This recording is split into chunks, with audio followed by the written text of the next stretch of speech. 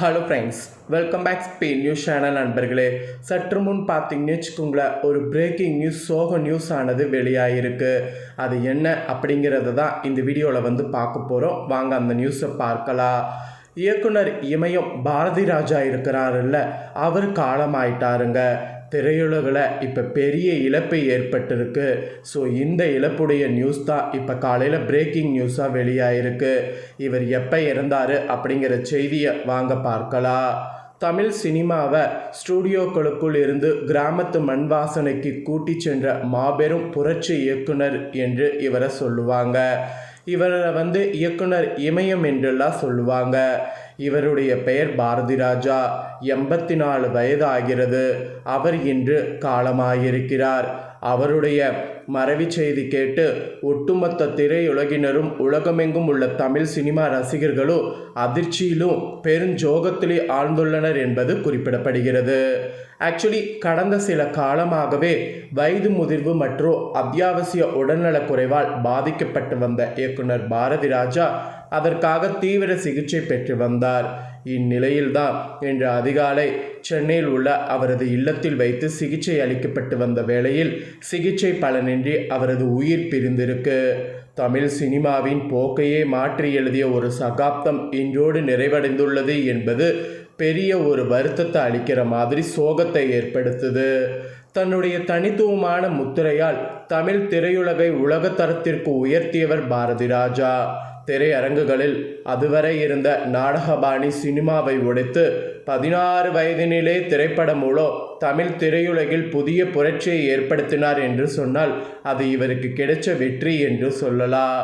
அதனை தொடர்ந்து சிகப்பு ரோஜாக்கள், அலைகள் ஓய்வதில்லை, மண் வாசனை, வேதம் புதிது, முதல் மரியாதை, பசும்பொன், கருத்தம்மா, பொம்மலாட்டோ மற்றும் கிழக்கு சீமையிலே இந்த மாதிரி நிறைய எண்ணற்ற காவியங்களை தந்து தமிழ் சினிமாவின் இயக்குனர் இமயமாக அசைக்க முடியாத சிம்மாசனத்தில் அமர்ந்திருந்தார் என்று சொன்னால் அது மிகையாகாத உண்மை. அவருடைய மறைவு செய்தி வெளியானதை தொடர்ந்து திரையுலகில் சேர்ந்த முன்னணி நடிகர்கள், இயக்குனர்கள் மற்றும் தொழில்நுட்ப கலைஞர்கள் சென்னை நீலாங்கரையில் உள்ள அவரது இல்லத்திற்கு விரைந்து வண்ணம் உள்ளனர் என்பது குறிப்பிடப்படுது. இயக்குனர் இமய பாரதி ராஜாவின் மறைவுக்கு திரையுலகினர் பல்வேறு அரசியல் கட்சி தலைவர்கள் தங்களுடைய இரங்கலை தெரிவித்து வராங்க. அன்னாருடைய இறுதி சடங்கு குறித்த விவரங்கள் விரைவில் வெளியாகும் என எதிர்பார்க்கப்படுது. அப்படி வெளியான உடனே கண்டிப்பாக அந்த தாள்களை உங்ககிட்ட ஷேர் பண்ணுறேன். அதோடு இவரை பற்றிய நிறைய முக்கியமான விஷயங்களையும் இந்த வீடியோவில் ஷேர் பண்ணுறேன். அதையும் இந்த வீடியோவில் தெரிஞ்சுக்குங்க. தமிழ் திரையுலகை ஸ்டூடியோக்களின் 4 சுவர்களுக்குள் இருந்து பச்சை பசேல் என்று வயல்வெளிக்கோ மண் வாசனை வீசக்கூடிய கிராமங்களுக்கோ அழைத்து சென்ற மாபெரும் புரட்சி கலைஞர் இவர் என்று சொல்லலாம். இயக்குனர் இமயம் பாரதி ராஜா பார்த்தீங்கன்னு வச்சுங்களேன், நம்ம விட்டு பிரிந்தாலும் அவர் தமிழ் சினிமாவில் பதித்து சென்ற தடம் என்றென்றோ அழியாமல் இருக்கோ. அதுதான் இவருடைய ஸ்பெஷல் என்று சொல்லலாம்.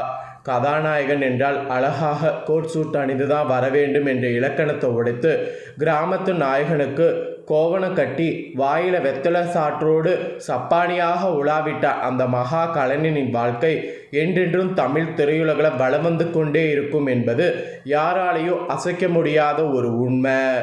தேனி மாவட்டம் அல்லி நகரத்தில் பெரிய மாயதேவர், மீனாட்சி அம்மாள் அதாவது கருத்தம்மாள் என்கின்ற தம்பதியருக்கு 1941ஆம் ஆண்டு ஜூலை 17ஆம் தேதி மகனாக பிறந்தார்.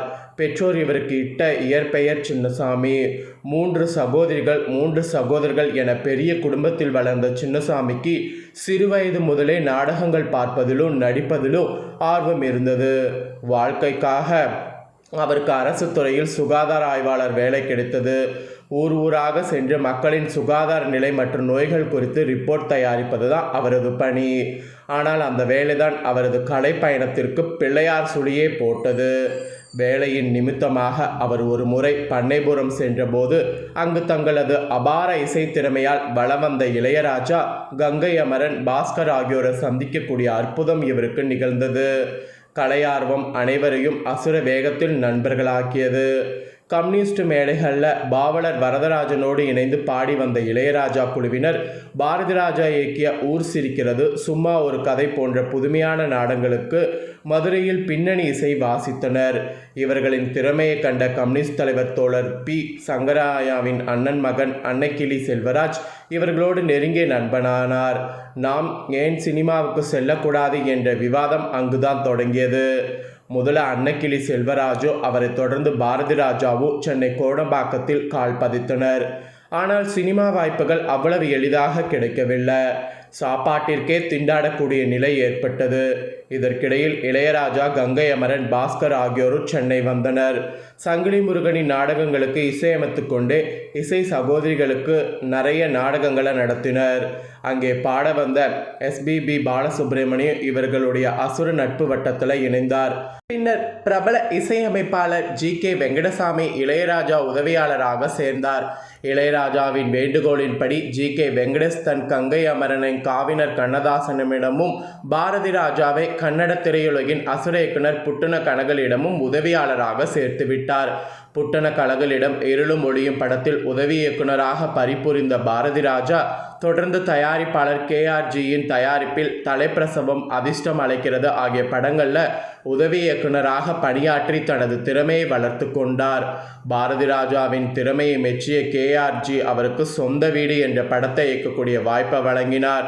முத்துராமன் ஜெயலலிதா ஜோடி வி. குமார் இசை என முடிவானது.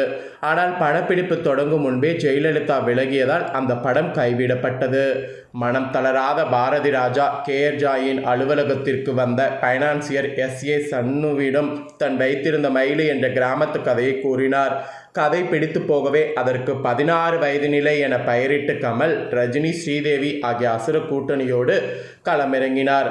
அதற்குள் இவர்களின் நண்பர் அன்னக்கிளி செல்வராஜ் மூலம் பஞ்சு அருணாச்சலத்தின் அறிமுகம் கிடைத்து அன்னக்கிளி படம் மூலம் இளையராஜா இசையமைப்பாளராகி புகழ் பெற்றிருந்தார். உடனே தனது முதல் படத்திற்கு நண்பன் இளையராஜாவையே இசையமைப்பாளராக ஒப்பந்தம் செய்தார் பாரதி ராஜா. இப்படிதான் 16 வயது நிலையே அந்த படத்தை ஒரு சரித்திர மாதிரி படைத்தார். 1977 செப்டம்பர் 5 வெளியான 16 வயதினிலே தமிழ் திரையுலகின் போக்கையே அசுரத்தனமாக மாற்றி அமைத்தது. அதுவரை கண்டிராத மாபெரும் வசூல் சாதனை படைத்ததோடு முதல் படத்திலேயே சிறந்த இயக்குனரான தமிழக அரசின் விருதையும் பாரதி ராஜா தட்டி சென்றார் என்பது குறிப்பிடப்படுது. அதன் பின் சுதாகர் ராதிகாவை அறிமுகம் செய்து கிழக்கு போகும் ரயில் அப்படிங்கிற ஒரு படத்தை உருவாக்கினார். அப்புறம் கமல் ஸ்ரீதேவியோடு சைக்கோ த்ரில்லர் படமான சிகப்பு ரோஜாக்கள் என படத்தை கொடுத்தாரு. இதெல்லாம் அசுர வேகத்தில் இட் கொடுத்தார். தனது உதவியாளர் K. பாக்யராஜை புதிய வார்ப்புகள் படம் மூலம் ஹீரோவாக்கினார். நிறமாறாத பூக்கள் படத்தில் மற்றொரு உதவியாளர் K. விஜயனுக்கு இவரே டப்பிங் பேசினார். நிவாஸ் இயக்கத்தில் வெளியான கல்லுக்குள் ஈரம் படம் மூலம் பாரதி ராஜா நடிகராகவும் அவதாரம் எடுத்தார். இந்த மாதிரி தான் ஒவ்வொன்றையும் இவர் செய்து தமிழ் சினிமாவில் ஒரு பெரிய இயக்குனராக உருவெடுத்தார். மணிவண்ணன் கதையில் நிழல்கள் தோல்வியடைந்தாலும் மீண்டும் அவர் கதையிலே கார்த்திக் ராதாவை அறிமுகம் செய்து அலைகள் ஓய்வதில்லை காவியத்தை படைத்து மீண்டார். திக் திக் டிக்கு, மண் வாசனை, புதுமை பெண், ஒரு கைதியின் டைரி, கடலோர கவிதைகள், வேதம் புதிது, கொடி பறக்குது, புது நெல்லு புது நாத்து, கிழக்கு சீமையிலே, கருத்தம்மா, அந்திமாந்தந்தரை, கடல் பூக்கள் என தமிழ், தெலுங்கு, இந்தி என மொத்தம் 44 திரைப்படங்களை இயக்கி அசுர சாதனை படைத்தார். இதில் 12 படங்களுக்கு அவரே கதையும் எழுதியுள்ளார். இவரது முதல் மரியாதை காவியம் 1986 புகழ்பெற்ற தஸ்கன் சர்வதேச திரைப்பட விழாவில் திரையிடப்பட்டது. தன் தாய் கருத்தம்மாவின் பெயரில் தான் இயக்கிய கருத்தம்மா படத்திற்கு தேசிய விருது கிடைத்தபோது தனது தாயை டெல்லி மேடைக்கு அழைத்து சென்று இந்திய ஜனாதிபதியிடம் விருது வாங்க வைத்தது இந்திய சினிமாவே நெகிழ்ந்த வரலாற்று தருணமாக அமைந்தது. 2004 இந்திய அரசு இவருக்கு நாட்டின் உயரிய பத்மஸ்ரீ விருதை வழங்கி கௌரவித்தது. இது தவிர 6 தேசிய விருதுகள், ஃபிலிம்ஃபேர் விருதுகள், தமிழக அரசின் மாநில விருதுகள், நந்தி விருது மற்றும் சத்யபாமா பல்கலைக்கழகத்தின் கௌரவ டாக்டர் பட்டம் என விருதுகளை அசுரத்தரமாக அறுவடை செய்தவர் பாரதி ராஜா. இவர் இப்போ இல்லை அப்படிங்கிறது தான் ஒரு பெரிய வருத்தமாக இருக்குது. தற்போது இந்த பிரேக்கிங் நியூஸ் தான் சமூக வலைத்தளங்களில் வெளியாகி வைரலாக பரவிட்டுருக்கு. இவருடைய ஆத்மா சாந்தி அடையணும் அப்படின்னு சொல்லி கடவுளை நாம் பிரார்த்தனை பண்ணிக்கலாம். இந்த முக்கியமான பிரேக்கிங் நியூஸை எல்லாரும் தெரிஞ்சுக்க உங்களோட வீடியோவை லைக் பண்ணி ஷேர் பண்ணுங்கள். உங்கள் ஃப்ரெண்ட்ஸ் ஃபேமிலியில் இருக்கிறவங்களும் இயக்குனர் இமயம் மறைந்ததை தெரிந்துக்கிட்டும் அவங்களும் இவருடைய ஆத்மா சாந்தி அடைய இறைவனை பிரார்த்தனை பண்ணிக்கிட்டோம்.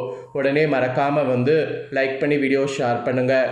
இனி நிறைய இவரை பற்றி அப்டேட் வந்துக்கிட்டே இருக்கும். எல்லா அப்டேட்டையும் தெரிந்து கொள்ள சேனலை சப்ஸ்கிரைப் பண்ணுங்கள், கூட பெல் பண்ண ப்ரெஸ் பண்ணுங்கள். வேறு ஒரு வீடியோவில் வந்து உங்களை சந்திக்கிறேன். நன்றி, வணக்கம்.